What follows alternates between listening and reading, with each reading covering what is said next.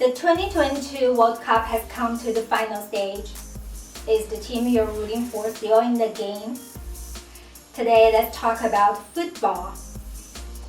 On its website, FIFA traced the earliest form of football to a game that was played in China over 2,000 years ago. It's called Cuju.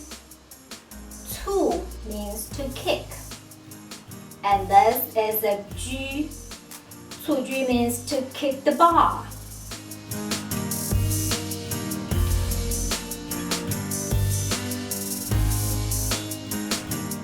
In this video, I'll show you how ancient Chinese played football. According to FIFA, the earliest form of the football game was an exercise from the military manual dating back to the 2nd and 3rd century BC in China. The earliest football discovered in China dates back to the Han Dynasty.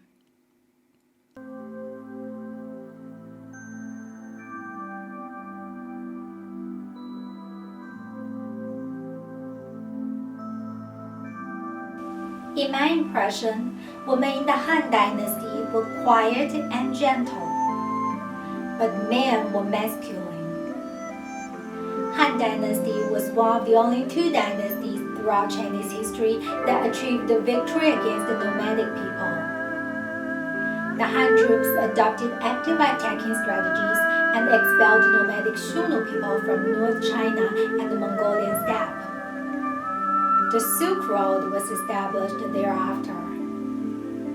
Han Chinese, the majority Chinese in China, was named after this dynasty. In the Han Dynasty, Cuju was the military sport that was used to train the troops and check the physical condition of the soldiers. History book Records of the Grand Historian recorded a top Han general organizing Cuju games in the remote battlefields even when there is a shortage of provision and supply. Obviously, it was a way to train the mental strength of the soldiers. In the Han Dynasty, the ball was quite different from this one. It was a medicine ball filled with hairs of animal that bounced a little. The popularity of Cuju spread from the army to the royal courts in the Han Dynasty. Cuju fields were built in the imperial palace, and Cuju matches were often held in the palace. It's said Emperor Wudi of the Han Dynasty enjoyed the sport. This is what a Cuju field looked like in the Han Dynasty. There is no goalpost, but 6 holes on both ends of the field. Each has a goalkeeper. The team that scored more goals won. In the Han Dynasty, Cuju game was standardized and the rules were established. Let me translate an inscription on the wall for Cuju field for you. The ball is round and the field is square. The balance of square and round is like the balance of yin and yang. There are equally 6 holes on both sides. The referees should judge according to rules, unbiased. If the match is fair, there would be no complaints.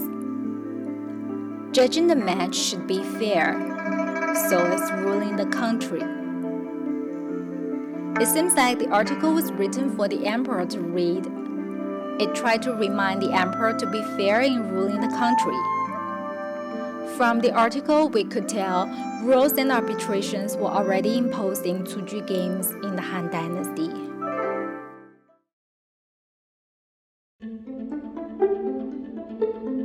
Cuju was improved during the Tang Dynasty.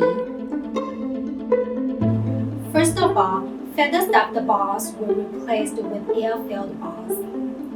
In the Tang Dynasty, people used bladders of animals to make the interior layer of the ball. The bladders would be filled with air and wrapped up with several pieces of leather. Compared with feather-stuffed balls, air-filled balls are much lighter and easier to bounce.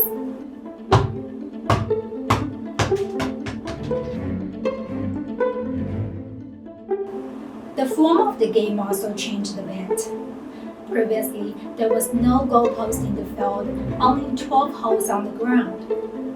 In the Tang Dynasty, two types of goalposts emerged.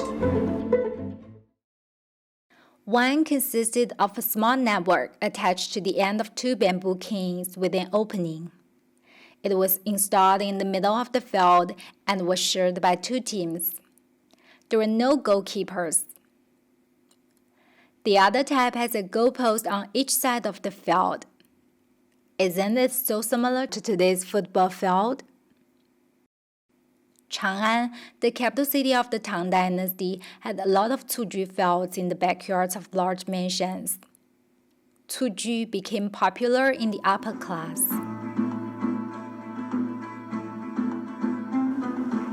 In the Tang Dynasty, women were enthusiastic fans of Cuju and they played the game as well.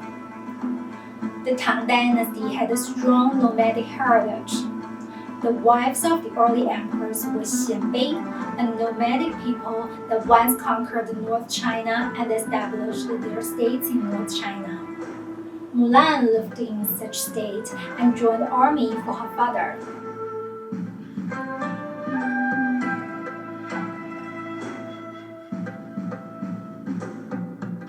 The Xianbei states evolved into the Sui and Tang dynasties, and many Xianbei people worked in the Tang imperial court as well as the army. The society was very open. It was natural for women to ride horses and to participate in sports. This painting depicted the scene of a group of women playing Cuju in the garden. Only women in the Tang dynasty were so free. They kicked the ball. Their garments were flying. Women in China, unfortunately, had to have their feet bound in later dynasties. The type of Cuju women played in the Tang Dynasty was a bit different from the matches we know. It's more like a performance. People sometimes played to music. Men did it too. It's similar to Samba football. One just plays with the ball without arms and does the tricks. In conclusion, there were two types of Cuju in the Tang Dynasty, one without a goalpost and one with goalpost. Each game had its own name. The aim of the former one was to keep the ball in the air as long as possible, and the latter one was to get a ball into a goal.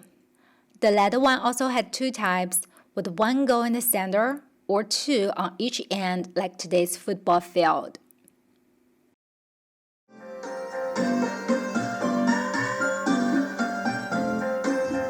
Cuju flourished during the Song Dynasty. The ball was further modified in the Song Dynasty. First of all, the leathers were sewed from inside, and the number of pieces of leathers was increased from 8 to 12 to make the ball rounder. This is a 8-piece ball. As you can see, it's not super round. When I was choosing the ball to buy, the seller told me the 12-piece one is 3 times the price of this one because it's much more difficult to make. So, the ball in the Song Dynasty was much closer to today's football. And let's watch a game described in a book written in the Song Dynasty. It was about life in Kaifeng, the capital city of the northern Song Dynasty. In the birthday week of Emperor Huizong, a big banquet was held in the imperial palace with foreign envoys present. As the banquet proceeded to the 6th round of drinking, the football game started. A goalpost was installed in front of the imperial hall. The two teams wore different stripes, red versus blue. The ball leader, which was equivalent to the combination of today's striker and the captain, wore a hat decorated with little stiffened wings, similar to the captain's armband today. One team began by passing the ball around until the assistant ball leader, which was like today's center forward, passed it to the ball leader, who shot at hole in the goal's netting. Goal! The other team then took up the ball and started its own round in the same way. The winning team was awarded with a silver ball and silk. The ball leader of the losing team was punished. This match was the type of Cuju game with one goal post in the center of the field. The goal was about 10 meters high with a colored net and in the middle a hole 30 to 40 centimeters in diameter. This type of Cuju game was popular in the Song Dynasty. The form with the two goal posts disappeared. The match gave us lots of information on how the Cuju game was played. Obviously, the ball leaders were the most important players in the match. They were responsible for the final shot. Their names were recorded in the book. They must have been the superstars of their times, like Lionel Messi and Cristiano Ronaldo. The Song emperors not only loved watching the games, they also played football. There is a painting depicting the scene of the founding emperor playing the football. On the painting was the founding emperor of the Song Dynasty, his younger brother who became the second emperor, and 4 top governmental officials. They were playing the version of Cuju without a goalpost. The Song Dynasty was golden time for party boys and party girls. The economy was highly developed. There were a lot of fun things to do. The most famous party boy was Emperor Huizong, who just watched the football game in his birthday party. He was good at calligraphy, arts, literature, sports, almost everything but being an emperor. That was the problem. During his reign, the nomadic Jurchen people invaded Kaifeng, the capital city of the Song Dynasty, and captured Emperor Huizong. Almost the entire royal family was taken to Jurchen's capital city in present-day northeast China. Northern China was occupied by the Jurchens. Fortunately, one of Emperor Huizong's sons was not in Kaifeng at that time and avoided the tragedy. He fled to Hangzhou and established another imperial court there. That was the second part of the Song Dynasty. What did they do in Hangzhou?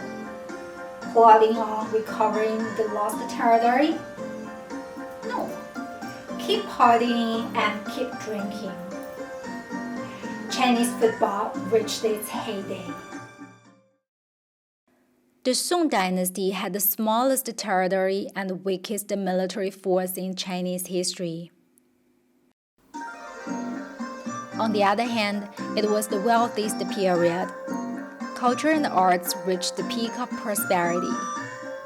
With the social and economic development, Cuju extended its popularity to every class in society and became part of the wider urban culture of entertainment, sports, leisure, and pleasure. A Cuju league named Qiyun She was established. It ran Cuju clubs in large cities. Qiyun She had very sophisticated management. It had a group of referees and assistant referees. Its management team was divided into internal affair and public relationship. The Cuju clubs had managers, coaches, and captains. The rules of Qiyun She were recorded in books written in the Song Dynasty. Those were widely accepted rules of the Cuju games in the Song Dynasty. It listed body parts that could touch the ball: head, shoulder, back, waist, knee, and foot. Arms should act as if they were lifting heavy things. It also listed dangerous plays that were not allowed in the game. Also, no Cuju in windy days and after drinking alcohol. There were also rules for the 2 versions of match. Some of the rules were very detailed. In terms of the version without a goalpost, there were rules for 1-man play, 2-man play, 3-man play, etc.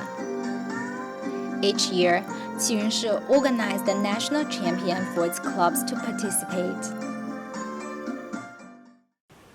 club also had its anthem. Imagine thousands of fans singing the anthem before the match.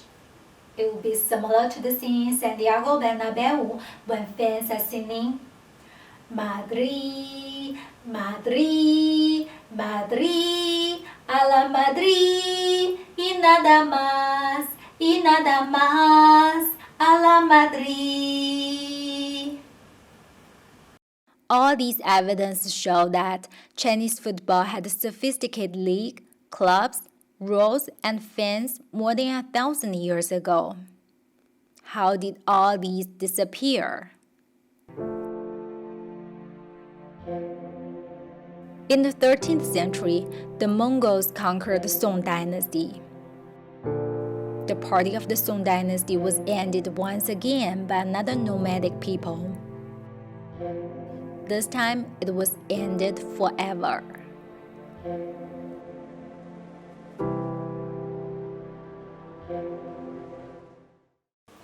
After the Mongols were expelled, the Ming Dynasty was established in China. The Ming Dynasty was more conservative than the previous dynasties I mentioned. The founding emperor set up a lot of rules. Some were even included in his ancestral injunction, such as the Sibian, which I talked about in a series of videos. Among the rules, one was the prohibition of Cuju in the army. Ironically, this painting depicted the scene of the fifth emperor of the Ming Dynasty watching Cuju. But this was not against the rule, it's not in the army. In the Ming Dynasty, several books were written on Cuju, summarizing the rules of the games that were popular in the Tang and Song dynasties. These are valuable material for us to study the Cuju games. In the Ming Dynasty, Cuju became more like acrobats or folk performance. It was out of mainstream culture. If I have to give an explanation, I would say that Chinese culture, influenced by Confucianism, doesn't like confrontation. It's quite different from the ancient Greek culture that nourished athletic and competitive sports. So in the end, only the performance version of Cuju survived.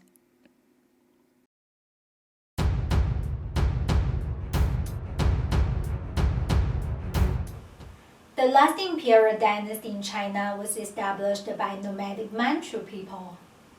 Manchu were good at archery and horse riding, but they did not have a tradition of Cuju.